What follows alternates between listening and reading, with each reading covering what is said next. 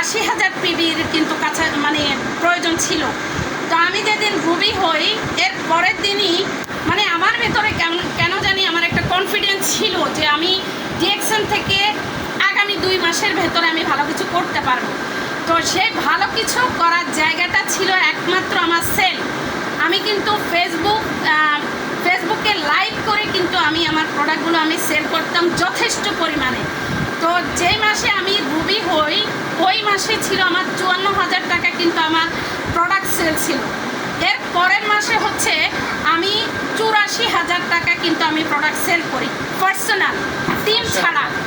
তো আলহামদুলিল্লাহ আমি আমার লিডারকে আমি বলি, যিনি আমাকে গাইডলাইন করতো, ওনাকে আমি বলছি যে লিডার আমি আগামী 2 মাসের মধ্যে ইনশাল্লাহ আমি ডায়মন্ড কমপ্লিট করে দেখিয়ে দেবো। তখন উনি আমাকে বললো যে আপনি কি পাগল, যে আপনি কীভাবে ডায়মন্ড কমপ্লিট করবেন। তো আমার ভেতরে অদম্য শক্তি ছিল, যেটা আমি মানে আমার ভেতর থেকে আমি ফিল করতে পেরেছি যে না আমি পারবো, আমাকে দিয়ে হবে।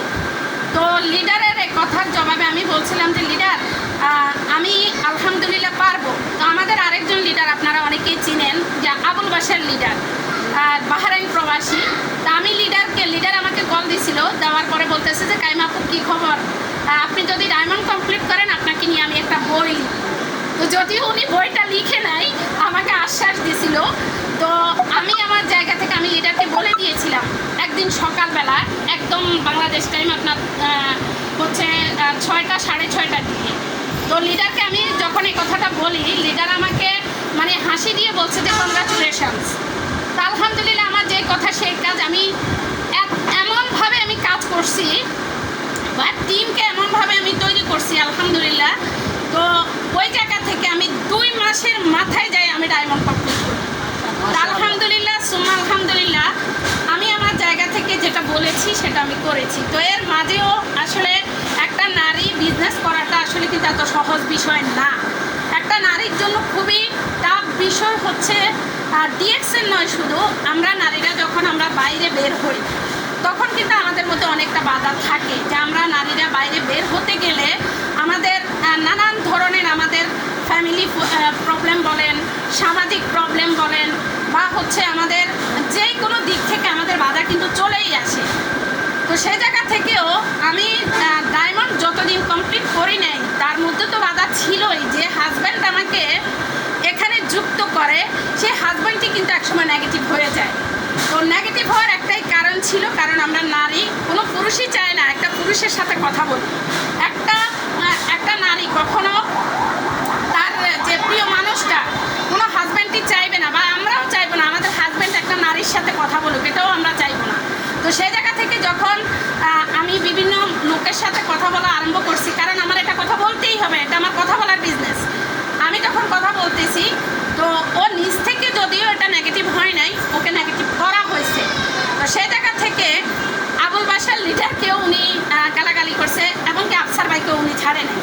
আফসার ভাইকেও অনেক গালাগালি করছে যে আপনারা মেয়ে দিয়ে ব্যবসা শুরু করছেন, অনেক ধরনের কথাবার্তাও বলছে। যাই হোক, তো সেখান থেকে আফসার ভাই একটা কথাই বলছে যে যেই নারীটাকে আপনি দমিয়ে রাখার চেষ্টা করতেছেন আপনি পারবেন না, কারণ ওনার ভিতরে আমি যা দেখেছি উনি হচ্ছে একসময় ভালো কিছু করবে। তো এভাবে উনি আমার গ্রুপগুলা প্লাস হচ্ছে আমার 2টা মোবাইলও ভেঙে ফেলছে।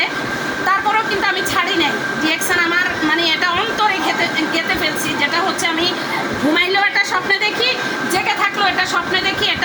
এটা ছাড়া আমার আর কিছুই ভালো লাগতেছে না, কারণ এটা ভালো লাগার একটাই কারণ ছিল। সেই কারণটা হচ্ছে মূলত আমি এটাতে আমার ভবিষ্যৎটা দেখতে পেয়েছি। এটার মধ্যে আমি যা দেখতে পেয়েছি সেটা হচ্ছে আমি পৃথিবীর কোথাও আমি এই জিনিসটা দেখতে পাইনি। এটার মধ্যে আমি যা দেখতে পেয়েছি সেটা হচ্ছে আমি আমার জায়গা থেকে আমি দেখতে পেয়েছি যে এখানে আজকে যদি আমি না থাকি, আমার নমিনি কিন্তু আমার মেয়ে আমার সামনে আছে।